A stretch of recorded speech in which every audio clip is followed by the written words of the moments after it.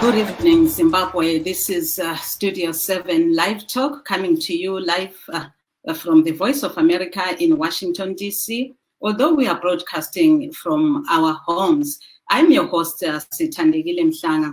Today we'll be looking at a variety of issues, including the U.S. elections. We saw the inauguration yesterday of President Joe Biden and his Vice President Kamala Harris, and we have seen that he has pledged that he will introduce a variety of programs during his first 100 days of his administration. We saw the 1.400 stimulus check that he is promising the U.S. citizens who received only 600 last time during the Trump administration. And then there's a 25 billion rental assistance eviction and eviction moratorium that will relieve people on their rentals. Some, have lost their jobs. We saw that there's a 350 billion to state and local governments, which they will be given, and some to schools and some for national vaccine program. And this says that fighting the COVID-19 is the number one rule top on the agenda. And this is, we see that there's also the coronavirus, which is ravaging the world and the country.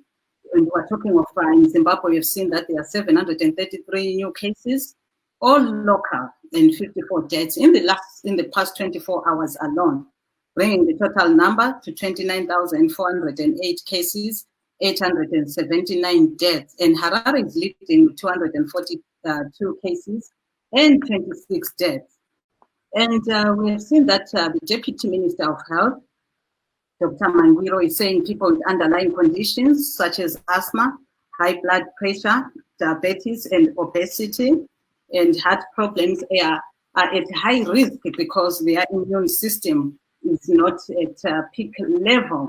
So this is the advice coming from the minister there.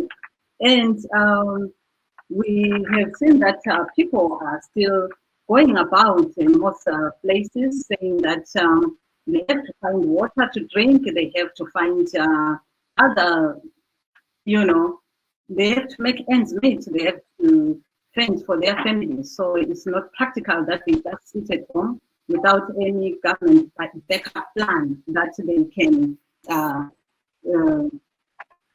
that can make them survive if there's no food to eat, and they have to look for water because we know that most local authorities are failing to give their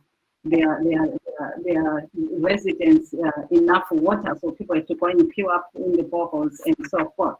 Yebo-ke kulabo abasanda ukusixhuma namhlanje sicubungula okuningi kuhlelo lwethu lwe-LiveTalk Women's RoundTable. Sikhangela-ke igcikwane le-COVID-19 lona eselimemethekile emhlabeni wonke nje jikelele. Siphinde laseZimbabwe sikhangela nje ukuthi eZimbabwe sikhuluma nje sokula bantu abahlaselwe ligcikwane leli kutsha abedlula amakhulu ayisikhombisa 733, njalo sokubhubhe abangamachumi amahlanu lane 54, okuthi ukuthi abantu asebehlaselwe ligcikwane leli selokhu laqhamukayo sebephose befike phose inkulungwane ezingamachumi amathathu, 29,408 cases, njalo selibulele abafika phose inkulungwane 879. Siyananzelela njalo ukuthi idolobho leHarare liyakhokhela ke ngalokho kwenzakalayo ngoba lilama 242 cases lama 26 deaths. Yebo ke bafile abangamachumi amabili lasithupha, njalo siyananzelela ukuthi lokhu nje kwenzakale ngelanga elilodwa, kodwa labo ke amanamba lawo amanani la phezulu yilawo ayenzakala igcikwane leli selokhu laqhamukayo ngoMbimbithi ngomnyaka odluleyo. Yikho ke lokhu esabe sikucubungula sinanzelela ukuthi ugatsha lwezempilakahle umsekeli kamphathintambo walo uDr. Mangwiro usexwayise abantu ukuthi belandele zonke iziqondiso zokwenqabela ukumemetheka leli gcikwane. Iziqondiso lezi zigoqela ukugeza izandla, ukuvala ubuso ngama-masks, nokunye nje okuchiyeneyo ukusebenzisa amafutha okugcoba ama-sanitizer. Njalo usetshile ukuthi labo abanye abantu abevele belezifo zabo yibo abande ukuthi begule. Labo abantu yiziphi lezo zifo esikhuluma ngazo? Sikhuluma nge-asthma, okuyisifo sokwehluleka ukuphefumula. Sikhuluma ngalokho abathi i-BP, i-high blood pressure. Sikhuluma ngabo-diabetes, sikhuluma ngabo-obesity. Bathi umuntu nxa elomzimba omkhulu lapho kungamhlasela kakhulu, utsho njalo udokotela Mangwiro-ke umsekeli kamphathintambo wezempilakahle. Njalo laba abalesifo senhliziyo, ama-heart problems, labo bakhanya basengozini yokuthi umkhuhlane lo ungamemetheka ngesiqubu kibo. Ngakho-ke abantu baxwayisa-ke ukuthi bahlale ezindlini, belandele zonke iziqondiso lezi abaziphiwayo nguhulumende ukuthi benqabele lo mkhuhlane. Sizakhangela njalo kwenzakala eMelika, sibonile ukuthi bekulokhetho lokudinga umongameli. Ngakho-ke simbonile-ke umnumzana Joe Biden izolo egcotshwa nomsekeli wakhe unkosikazi Kamala Harris. Ugcotshiwe-ke ukuthi abe ngumphathintambo-ke, ukuthi-ke nguyesezaphathintambo zokuba ngumongameli kuleli lizwe. Yena-ke umnumzana Joe Biden ethatha kumongameli obengumongameli-ke umnumzana Donald Trump, yena osehle walibhekisa-ke kwelinye idolobho ngoba sesukele lapha eWashington DC abehlala khona, wahamba-ke ukuthi ayehlala lapha sehlala khona ngoba phela sokuphelile kombuso lapha sechiyele indawo yena umnumzana Biden. Umnumzana Biden kubuya lenhlelo eziningi okuthiwa-ke afuna ukuthi azethulele elemelika. Kule mali leyo kuthiwa ama-stimulus check enikwa abantu ukuthi beyisebenzise ukwenzela ukuthi ivuselele umnotho. Abantu-ke bebezuze amakhulu ayisithupha esingathi yi-600. Khathesi sebephiwa 1,400. Abanye-ke kule mali eziningi-ke leyo umuntu munye ngamunye le kulabo abavele bebhadala imithelo yama-tax. Njalo kuzaba le mali yokuthi isize abantu labo abalojayo ukuthi ama-rental assistance nokuthi bengaxotshwa ezindlini.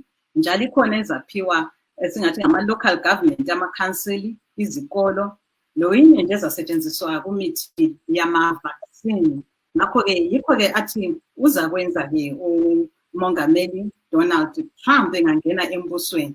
Uthi-ke futhi yena uza qinisa kakhulu inhlelo zokuthi wenqatshelwe okuningi kulokhu okwenzakala ngomkhuhlane we-COVID-19. Yiwo-ke osukhalisa abantu kakhulu ukuthi uyamemetheka ngesiqubu esikhulu.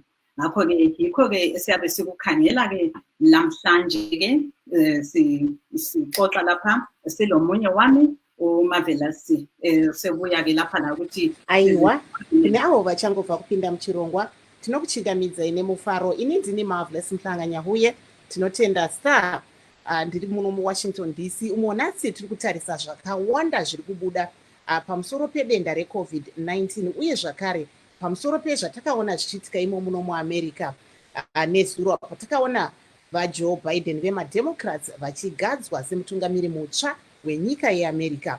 Tichiona zvakare zviri kutsigirwa izvo nemadzimai pasi rose, kugadzwa kwaamai Kamala Harris semutevedzeri wavaJoe Biden. Aka ndiko kekutanga tichiona mudzimai wechitema nyanya uyezve anowanikwa iye achigadzwa semutevedzeri wemutungamiri wenyika. Saka vazhinji vakatarisira kuti zvii zvichabuda pakugadzwa kwaamai Kamala Harris imo muno muAmerica. Totarisa zvakare kuti takaona nezuro vaDonald Trump vachiwanikwa ivo vachisiya muzinda weWhite House vachienda kuSt Andrews Airbase uko vakanowanikwa vachibhaibhisana nevamwe vatsigiri vavo nevamwe makurukota emubato ravo remaRepublicans. Vakananga ivo kuFlorida uko vachange vachigara ikoko ivo nemhuri yavo. Saka vazhinji vakatarisa kuti zvii zvichabuda panyaya iyoyi. Tinoona kuti vaDonald Trump vari kuwana ivo vakabatwa nemhosva yekuti vakapeshedzera vatsigiri vavo kuti vaende kunorwisa vamwe vanhu vatingati vaende kunorwisa kana kuita mhirizhonga kuUS Capitol imo muno muAmerica munguva yapfuura. tiri kuona pari zvino imo muno muwashington DC makaberekera ingwe nezuro vanhu vanga vasiri kubvumidzwa kuti vapinde muguta iri rewashington DC, muchiwanikwa imo muine masoja ari kuwanikwa ari kuUS Capitol nemunzira vachiedza ivo kuti vachengetedze runyararo. Panguva iyo takaona pachiitwa kugadzwa kwavaJoe Biden uyezve naamai Kamala Harris. Vazhinji vari kutarisa chiitiko chanezuro vachiti ivo vakawanikwa vachifadzwa nekuti vakaona vaBarack Obama vaimbova mutungamiri weAmerica, vaClinton vaiva zvakare mutungamiri weAmerica, navaGeorge Bush vaiva zvakare mutungamiri weAmerica, vachibatana pamwe chete ivo nemadzimai vavo vachitaura kuti vachange vaine onera pamwe chete pachange pachitonga vaBiden, nekuti tinoona kuti pakange pasina ropa rakanaka pakati pavaDonald Trump navaJoe Biden. VaDonald Trump vachiramba ivo kuti vakakundwa musarudzo yapfuura vachiti ivo vakabiridzirwa, asi izvi zviri kuwanikwa zvichirambwa imo muno muAmerica vachiti ivo sarudzo idzi dzakaitwa pachena uye vaDonald Trump vakawanikwa vachikundwa. Takaona kuti nezuro vaTrump havana kuwanikwa ivo vachienda kuchiitiko ichi chekugadzwa kwavaJoe Biden, vakawanikwa ivo vachibva vasunga nhumbi dzavo vakananga kuSt Andrews kwandataura, ndobva vatowanikwa vachienda kumba kwavo kuFlorida. Takazoona vaMike Pence vari ivo vanga vakamirira vaDonald Trump, vanova ivo vanga vari mutevedzeri wavaDonald Trump. Izvo zvakawanikwa izvo vazhinji vachiti ivo vakafadzwa nekuona vaMike Pence vari kuchiitiko ichi, sezvo zvichiratidza kuti America inoonerana pamwe chete kunyangwe vari kumapato akasiyana. Saka tichange tiine vanyarikani vedu vachauya ipo pano, tina amai Sekai Holland vachange vari kubatsira kutiona tionese kuti zvakamira sei panyaya iyoyi, kuti vari kumusha vari kuona sei zviitiko zviri iko kuno kuAmerica pari zvino. Tomboenda mberi tichikuudzai mamiriro akaita denda reCovid-19 pari zvino munyika. Tinoona kuti uwandu hwevanhu vawanikwa vachibatwa nechirwere cheCovid-19 vanosvika 29,408 uyezve pari zvino pane vanhu 879 vawanikwa vachishaya, asi tinoona zvakare kuti pane vanhu 9,276 vari kutorwa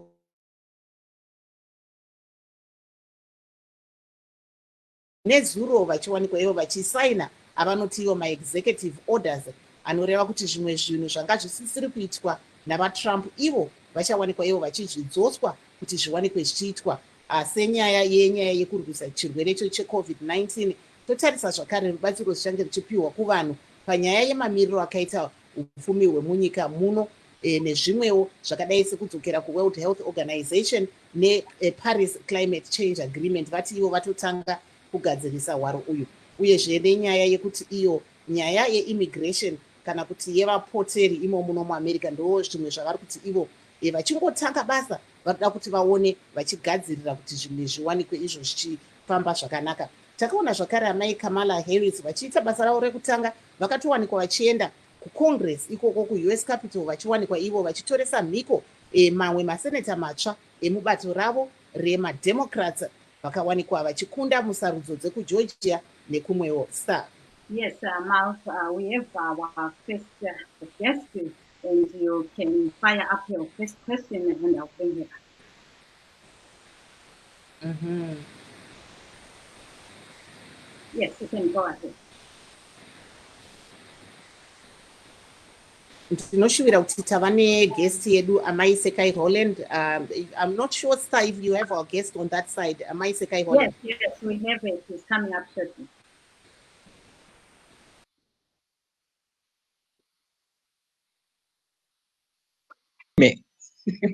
Yeah, ngingakhuluma siyalamukela kuhlelo linjani Sithole. Hayi bengifuna ukuqala ngokuthi ngithi mina sikhalaze lokhu okwenzakala ngapha abanengi abasithiyayo. Okwanamhla njengomasiziba bengifuna ukuthi ngithi mina silahlekelwe nguForeign Minister wethu uSB Moyo ozalwa ngomasiziba owembelengwa. Sikhala lemuli yonke eyakomoyo, omalokazana labantwana labazukulu. Kombenkegwi la yobe nguForeign Minister, sikhala labo bonke abakombenkegwi labakomama uMrs Emily Mbenkegwi. bonke nje abasichileyo namhla sizwe ukuthi uProfessor Moyana owe-UZ uPro-Vice Chancellor laye udlulile. Hayi banengi, bengifuna ukuqalisa ngokuthi ngithi la ngalezo namatambudziko ezwesezwa tiri kuona mazuva ano. Okwesibili ngibengisithi ngithi mina hawu e-America siyathaba kakhulu ukubona ukuthi umsebenzi omkhulu owenziwe ngomama bebambene kakhulu siqakathisa umsebenzi owenziwe nguStacey Abrahams le team yakhe yonke eGeorgia. Kodwa into enkulu esiyibona lapha yikuthi umsebenzi lo ubungeke uphumelele bengabambananga labo baba. South Carolina uRepresentative Jim Clyburn owaphakamisa ibizo lika Biden esesehluleka esedliwa nguBernie Sanders efike eSouth Carolina. Abamnyama baphakamisa uBiden, bamphakamisa kokuphela. Njalo kulabafana ama-white boys nje abalento yabo ukuthi uphold Save America ababesebenza lo President Obama. Babuthanisa $40 million plus bathumela kuStacey Abrahams ukuthi aqhube umsebenzi lo. Kulabo Andrew Yang, another legislator owayencintisana labo Biden, wathutha wayehlala eGeorgia ukuthi into le ihambe kuhle for Georgia. Sibona iboy child le girl child babambana eGeorgia ukuthi abantwana 100,000 ababeza baleminyaka 18 ngoJanuary bahambe bayovota. Sabona lamajaji aweGeorgia khonale kubuye appeal voter suppression sokukhitshwa amabizo abantu balo abathi hayi lapha amabizo lakabiselwe. Lapha ngilandisa ngoba sibonile thina lapha eZimbabwe ukuthi unity, ukubambana, ukusebenza ndawonye, kubathana kuyalipha elikufunayo. Munowana zwa munoda kana makabathana. Yinto enkulu mina engiyifunde khonapho. Ngakho ke amhlophe ebantwini beAmerica. Leso sihlazo esenzakale mhla ka6 January siyabona ukuthi lokho kuvele kuzakuya phambili. Kodwa umsebenzi lo wenziweyo lalokho kufuna ukwenziwa nguPresident Biden lo Vice President Kamala Harris kuzakwenza ukuthi umlilo lozanye ukubaswa ukuchitha okuhle uzacitshwa izenzo ezinhle. Siyabonga lawo amazwi amahle kangako, kodwa libona kusenzakalani ngapho phela sekuyile eziqondiso eziningi zokuthi uzayenzela abantu lokhu nalokhu alwisane lo mkhuhlane we-COVID-19, alike imali engaka yokuthi izikolo zisebenzise abantu bezuza ama-stimulus check. Ubona ingane uzawuqhuba kuhle yini lo msebenzi ngo-2020? Right. iZimbabwe yikuthi singabantu nje esingaboni ukuthi siqakatheke njani njengelizwe. Into ebeyenze ukuthi kube lomsindo kakhulu eAmerica yiFox News. Ngikhuluma labantu bemedia kathesi. Kodwa uzabona ukuthi eAustralia lapho kuvela khona uRupert Murdoch, umnikazi weFox News, osengumcitizen weAmerica. Ama-Prime Minister amabili akudala, uKevin Rudd noMalcolm Turnbull, bebona ukuthi into le eFox News iletha umsindo omkhulu ngokuncedisa into ezingayisizo, i-fake news. Bathatha into abayithi yi-Reports of Foreign Interference Petition, bayiletha kuParliament yabo eAustralia. Sikhuluma kulomsebenzi owenziwayo ukuthi abantu bemedia all over the world kabakhulume iqiniso, bangabi ngabantu abazakwenza ukuthi izinto ze-social media zilethe umsindo.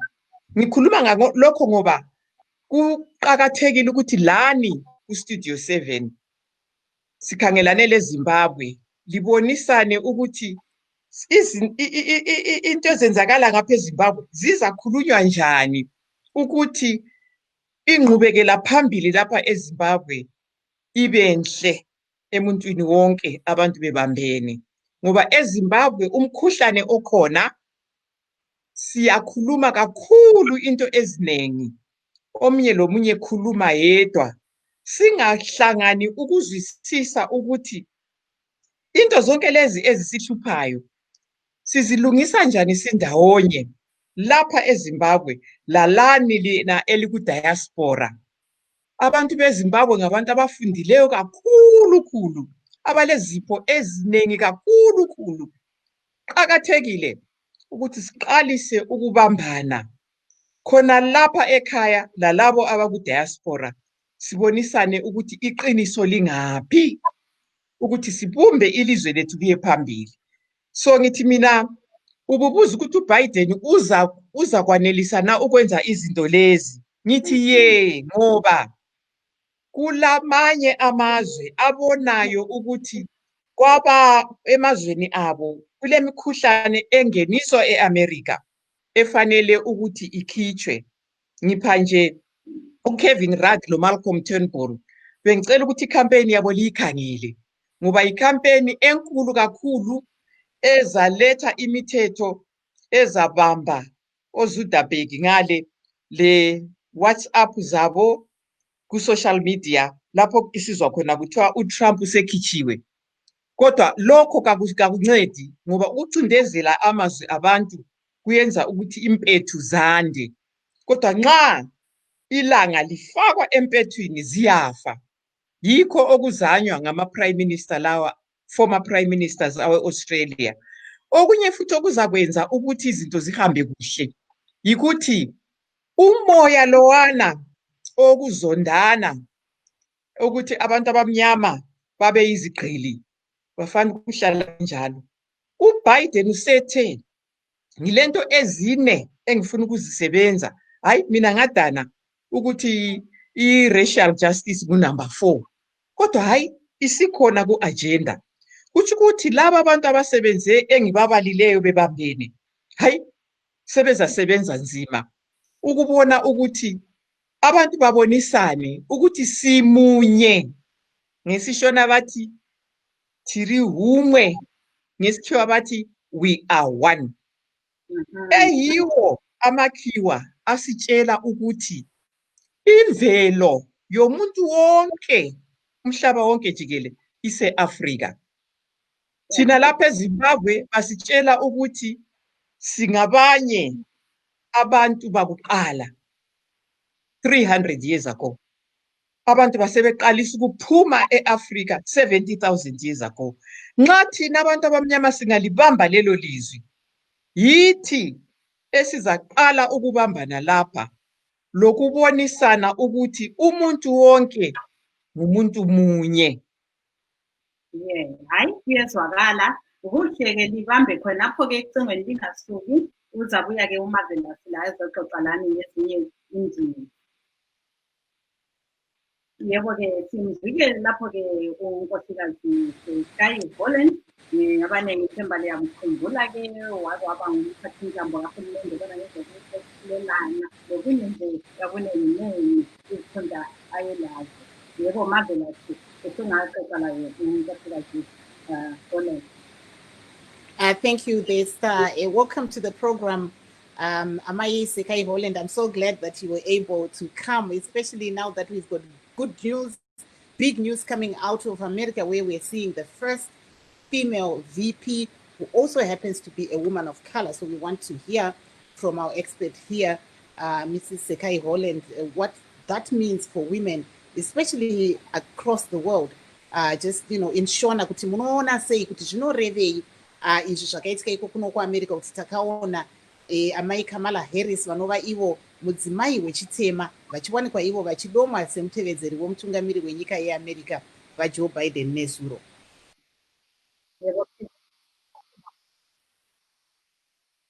Idzo yokutanga hombe pazvakaitika nezuro kuAmerica ndezvekuti zvinonzi democracy sekutaura kwakaita mwana Amanda Gorman. Hongu panoitika kuti inooneka seyakukundwa neruvengo, asi vanhu vakabatana, vanhu vakananga chinongo chavo, muchirungu zvinonzi maprinciples nemavalues, kuti vari kuenda kupi, vanhu vakatevera gwara ravo, zvinhu zvinobuda zvakanaka. Naizvozvo ndiri kuda kuti nditini makorokoto kuvanhu vekuAmerica kuti vakaita izvozvo musi wa20 tambenge taona zvakaitika musi wa6 January.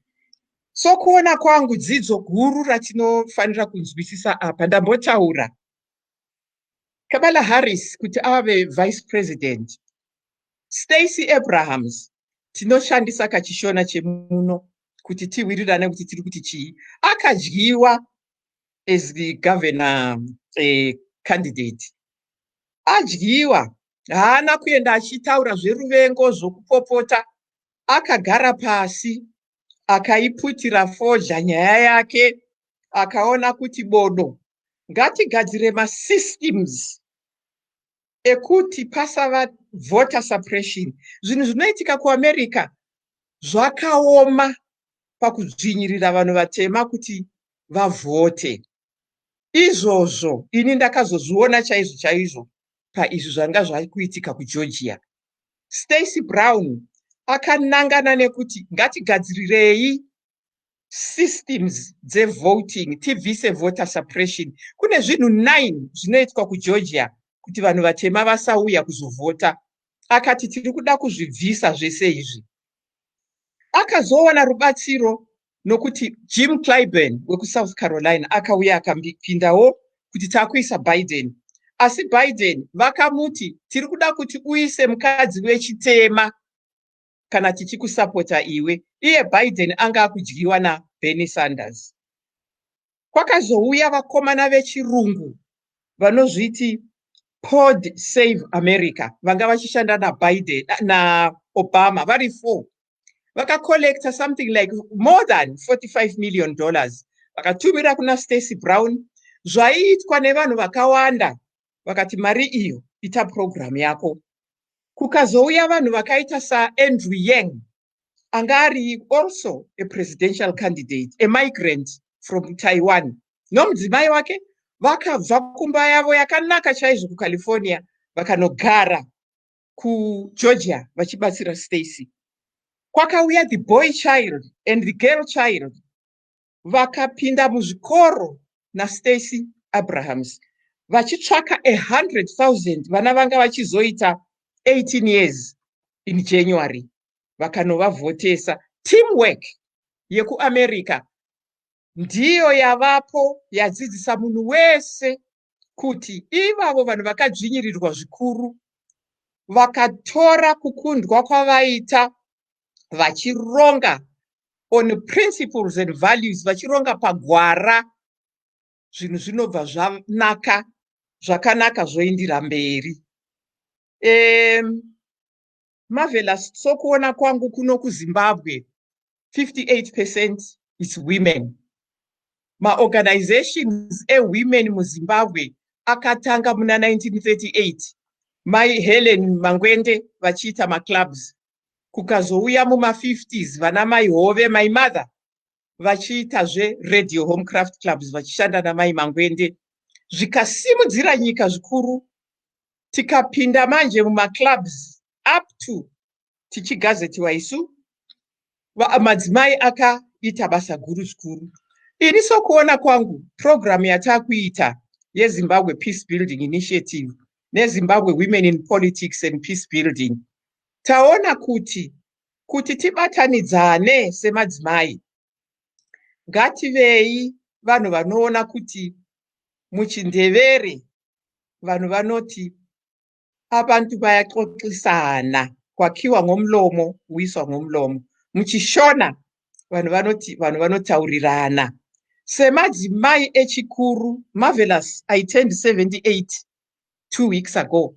So more than that, in December. At my age now, vanhu vanenge vachingoti mai Holland vakanyararirei, hatina kunyarara. tadzokera pakuti kuvanhu runyararo pamberi. Ngatigarei pasi tionesane kuti nyika yedu tingaiendesa mberi sei. So maclubs ndio dzidzo hombe muZimbabwe kuti tingafamba sei. So pasvika COVID iyi tiri kuona kuti chingatifambisa futi mberi ndezvokuti tidzokere kuzvinhu zvemavoko, tidzokere kuzvinhu okwezandla, zvinhu imwe munoti tseu, mandevera anoti sivhande. Paunogara tradition waipuhwa pokurima. Ipapo maclubs anga adzidzisa munhu wese kuti ndo paune orchard yako, ndo paune maherbs ako, ndo paune zvese zvaunoda huku. Takudzokera ipapo kumaclubs kuti neCovid-19 hatiitei skills training in climate change environment inonzi green entrepreneurship in homemade businesses. Vanhu vodzidza zvedigitalization pamba, voita zvewifi. Government ine policy yokuti vari kuextenda connectivity kuvanhu vari kumaruwa. So we are encouraging them, vane portals, kuti itai vanhu vave connected kuwifi. Vanhu votanga muZimbabwe nokuti vanhu veZimbabwe vakadzidza stereki. Votanga kutengeserana zvinhu zvavo pawifi. And vanhu veZimbabwe vakawana pokutangira nezvekutanga vakabata, vanhu vachaendesa nyika mberi kupfuura nyika dzese. So ndo program yatiri kuita nokuti kana vanhu vava digitalized vari pawifi, vanobva from the informal sector vachienda kuformal sector. Kana wapinda muformal sector as a digitalized person, that is dealing neEcocash, unenge wava munhu ava in the formal sector, anobhadhara mataxes ako, nokuti paunenge uchitengesa zvinhu, taxi uri kubhadhara. But you go into formal paying tax, meaning you are bankable, uri munhu akuzova ne-access to credit, uri munhu akuzova munhu ari an actor in the economy of the country. Hapana munhu achauya muZimbabwe achizotibatsira. Tinofanira kungoziva kuti tinofanira kuzvibatsira. And madzimai, sekuita kwaita vana Stacey Abrahams, ngatidzidze kuti we are on our own and we have to actually go back to the ground tisimudze nyika yedu in peace building. And talking of Stacey Abrams, what can you say about the role of women in this election and the appointment of Vice President Kamala Harris? Will it have an impact in the future on how women participate in politics? Yes, because the foundations which Black women were forced to develop, Stacey Abrams has built on those, but she has used the diversity of American peace organizations and initiatives to come together and to uplift the poorest by them exercising their vote and getting their agenda onto the national agenda of President Biden, and having a representative of their own, Kamala Harris, who actually has a background in Jamaica and India, meaning that you have got these real marginalized, I'm talking now about Jamaica, communities now sitting on the table as represented by their own.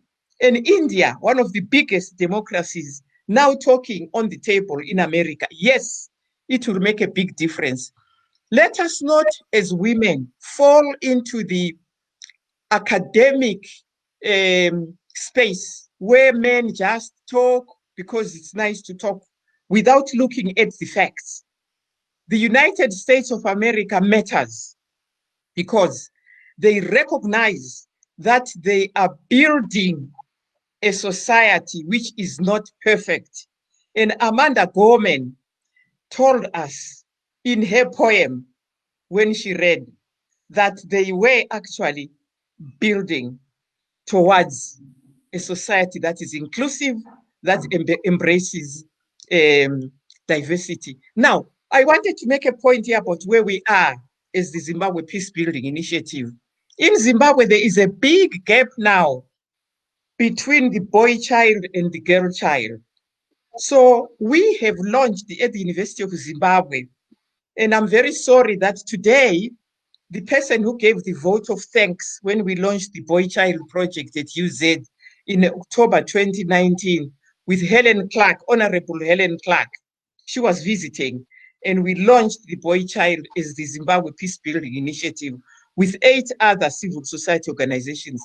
Because when you are in Zimbabwe, you can see now that the Girl Child program has been excellent, and it really has given us extremely exciting results because they are formal structures, they are institutionalized principles and values so that they help the girl child to move on. You need the same for the boy child so that we have a new generation of children that have formal institutions on which they fall back to help them move forward. So in the Boy Child Institute, which we are putting up at UZ, on the board intergenerationally, you have got people who have benefited from the girl child program with the boy child. And you have people that are actually in girl child organizations. And then we have high school students, girl children, and they are matched with boy children and men so that we start now to have men and women talking to one another on the same table about what the girl child program has really succeeded in doing and how the boy child program can benefit. That's what we are doing here on the ground. And what is really exciting is that the government has a program in the Ministry of Higher Education, and it hangs on a policy 5.0, which creates in every university what they call a hub. And anybody can go from the street with their idea and experiment with the idea with a lot of technical support in making products that become marketable, that become part of what you buy and sell in the market and also for the export market. The government has also put in every university an industrial park where you then take your product, which you have experimented with in the hub, you take that into the industrial park. And I'm a co-patron at the MSU. We watched as the president launched our industrial park, where we are focusing on herbs. And instead of us relying on the experimentation, on the information coming from other countries, at MSU, the hub will actually give access to the boy child, the girl child, to experiment with what they are producing and go to the industrial park to replicate and actually roll out their product. And they are connected to industry, they are connected to professional organizations. These are things which are happening on the ground, but which, because we are so polarized and so politicized, people don't want to look at that. But definitely, there are people who are moving forward using these 5.0 in the Ministry of Higher Education, tertiary education, innovation, and all that. Mm-hmm. Zimbabweans need to learn that we have made a lot of achievements and that we have got the tools to unite us. And that women, I'm told, I haven't verified this, we are 58% of the population. What we are learning from Stacey Abrahams is we must use that force to actually give birth, nurture our girl child and our boy child, to produce a new society which is united, which is at peace.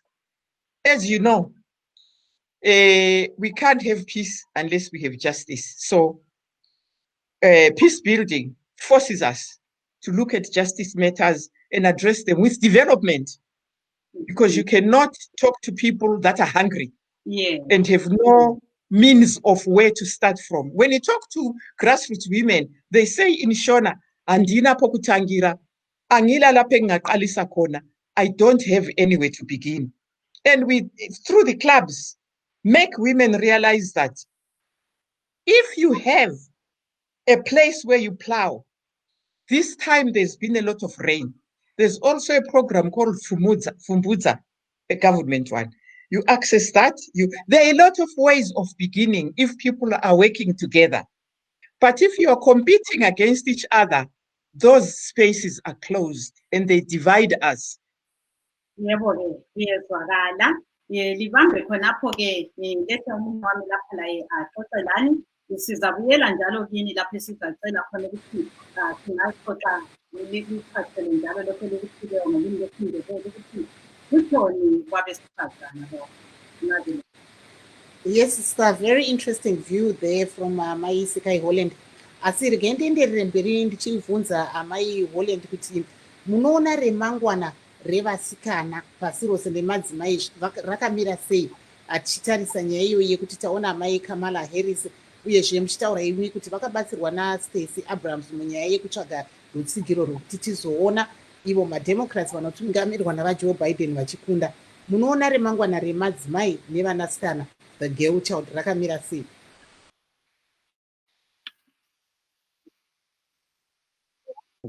At 78 years old, the future for women is very bright. The future for men is very bright. Takasikwa, sezvisiko dzamari kuti they are going to be men and they are going to be women. We really need to find unity among ourselves. And we need to get together the assets we have. And there are many of them in Zimbabwe. I'm not worried about Pasirosi. Charity begins at home. We need to do what gets Zimbabwe on its feet, because right now, because of our own bickering among ourselves, we are lying on our back, really needing to raise ourselves up, and that can only happen through us uniting. So, Kanamchiti, how do I think the future is for the girl child and for women? We women have seen what Stacey Brown has done after being defeated by the biggest force in the world. Voter suppression has been going on since the vote was given after the slave trade was abolished. That's how long voter suppression has been going on. But Stacey Brown refused to accept defeat. She worked a program, she worked a plan, she accessed the people who wanted to work with her, and she got the conditions she wanted. In fact, she didn't put herself forward with, now I've done this, give me vice president. They put somebody there that they thought had the background, the understanding, a lawyer, a former prosecutor, somebody who was a senator, somebody who had been in committees. They chose somebody that they knew would maximize their getting a person there. So the future looks very bright. If 58% of the population in Zimbabwe understands that what they need to do is see the positive sides of one another, unite and look at the government policies which actually give openings to what we can do. Our situation here is one that is really terrible in terms of bad governance in the past. But what we need to do now is to use the international SDGs. Zimbabwe is a part of the United Nations. We are part of the AU, which has got Vision 2063. We are also here with Vision 30, which brings Zimbabwe to be a middle-income country by 2030. Those things are happening whether people want to accept it or not, because people slowly are hanging into those spaces and moving themselves forward to take advantage of these international, regional, and local instruments which are before us. amazwi abalulekileyo lawo.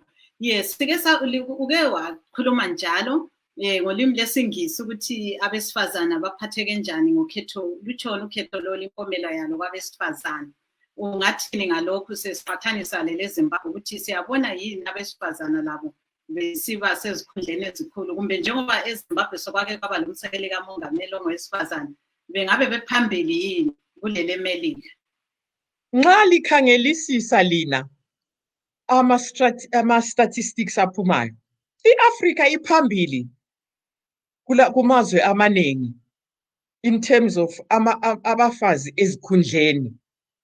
E-America bayaqala kathesi ukuba lo vice president ongumfazi, let alone umuntu omnyama ongumfazi. EZimbabwe kambe uma imjuru wangena waze wa-retire. And khathesi so ungakhangela ama-political parties wonke, hayi into yobu vice president asiyo nto entsha. uMakhuphe ube ngu-vice president nga-2000 kudala uMakhuphe ngena laphana. La usedinwe ngakho usengena kubu-president acting. So in terms of izikhundla for women, we are ahead. But as Zimbabweans, we do not actually have the gift to analyze the positives that we have, the negatives that we have, and look historically ukuthi kambe okwenza ukuthi kube lobubi obunje kuyini. Sibambane, sinqobe. Nxa sikhangela koBulawayo, nxa ungena koBulawayo, ilizwi elikhokhela uBulawayo lithi siye phambili. Abantu vele abakunanzi khonokho ukuthi yikho esikutshelwa ngabadala kudala ukuthi njengabantu sifanele ukukhangela ukuthi siyaphambili sindawonye. So hayi engufundileyo mina kuStacy Brown ukuthi eZimbabwe singabambana, we are 58% of the population. Sizalungisa imuli ezisuthayo, imuli ezilenhlala kahle, imuli ezilempilo ende, impilo into zonke zingalunga bani siyabambana. Into embi eZimbabwe kasiboni ubuhle obulomuntu wonke. Kakula muntu ongalasipho sakhe. Umuntu wonke ulesipho sakhe esihle. Njalo sonke silezinto ezisidonsela ngemva ezimbi. EZimbabwe thina sikhangela ububi, ubuhle kasibuboni. Singakhangela ubuhle lobu siyabubambanisa siye phambili sindawonye. Yikho ke thina kuZimbabwe Peace Building Initiative la kuZimbabwe Women in Politics and Peace Building siyenza ukuthi emsebenzini esiwenzayo sibone ubuhle obusihanqileyo, sibambanise lobo buhle phakathi kwama-clubs njalo sibone ukuthi siyaphambili. Ikakhulu kathesi sokule uhlazo lolu olwe-COVID-19.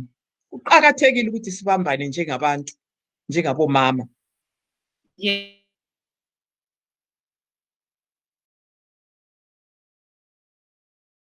For you too. Marvelous. Aiwa apo tanga tichichinzwa kubva kuna maiseka eHolland vari kutaura ivo pamusoro pemaonero avo nezvakaitika imo muno muAmerica uyezve vachitaurawo mabasa ari kubatwa nevamwe vari kuedza kuti vaedze kuwanikwa ivo vachishuvira kuti pave nerunyararo pasi rose. Ndoti kuna maiseka eHolland, mune ramangwana mushure menyaya iyoyi yamamuri kutaura nyaya yeCovid-19 kuti iri kutinetsei pasi rose, ikoko kuZimbabwe kwakamira sei nyanya takatarisa zvekusangana nemadzimai panyaya yedenda irori reCovid-19?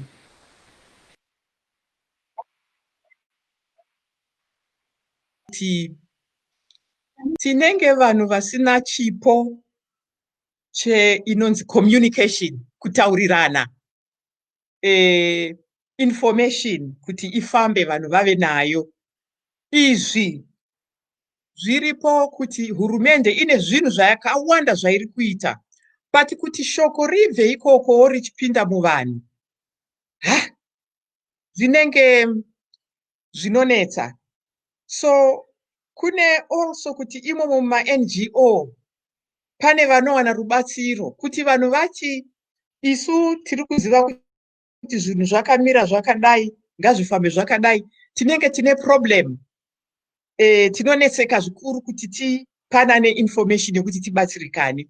So mu-peace building tiri kutaura chaizvo nehurumende, and tiri kuona kuti muhurumende macho mune vanhu chaivo vanoshanda basa zvakanaka and vanobatsira nekutipa information inofanira kuenda kuvanhu kuti munoita sei basa renyu kuti rifambe.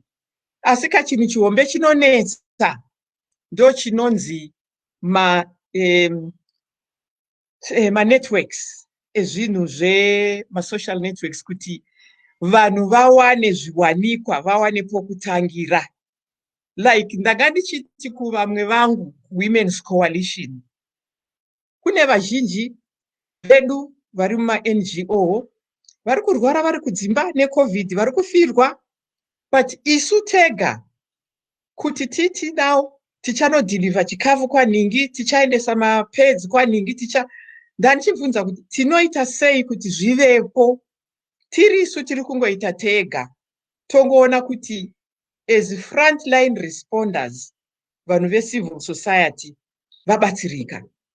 So kana tichitadza ipapowo kuzvibatsira kuti zvinhu zvidzike zviende kuvanhu, zviri kunetsa. I think munonzwa kuti vanhu vari kupuwa $12 a family kuti it's a batsiro rekuti vabatsirike pasi ipapo. MuZimbabwe mari iyoyo haiendi kure, inongoperera mumweya. So ndiri kuti zvinhu zvinofanira kuti dai vanhu vari kudiaspora tabatana, tagadzirisa zvinhu zvinokuti hapana munhu achauya kuZimbabwe achititi tichakuitirai izvi, tichakuitirai izvi. Isu tega capacity yokuti tirongane zvinhu zvacho zvivepo tinayo, asi hatina unity mukati medu. So ndiri kuti COVID yagarisa pasi vanhu, and handimanzwa nhasi kuti government iri kuzoyamisa vanhu vazhinji ma-civil servants, kwakungoenda 10% yema-civil servants kubasa. Izvozvo zvoreva kuti ma-services akawanda futi anenge asasavapo. Zvinhu zvakawanda zvinoda kuti vanhu vacho vari pa-community isusu, zvinhu zvakawanda tiite tiri pamwe chete.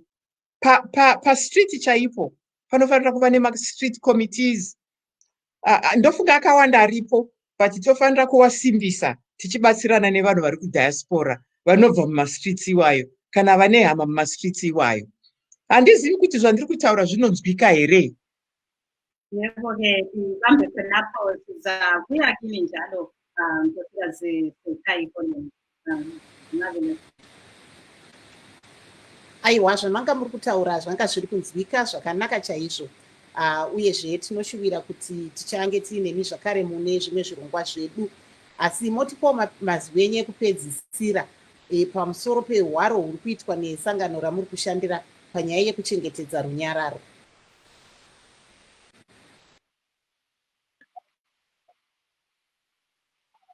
And peace building, Zimbabwe Peace Building Initiative Network Team. Ndini ndakatanga hangu ndina vamwe vangu, ati hapana mabasa aripo ipapo. Vanhu vabva zera takasangana tikati toita sei tisati tavhara meso.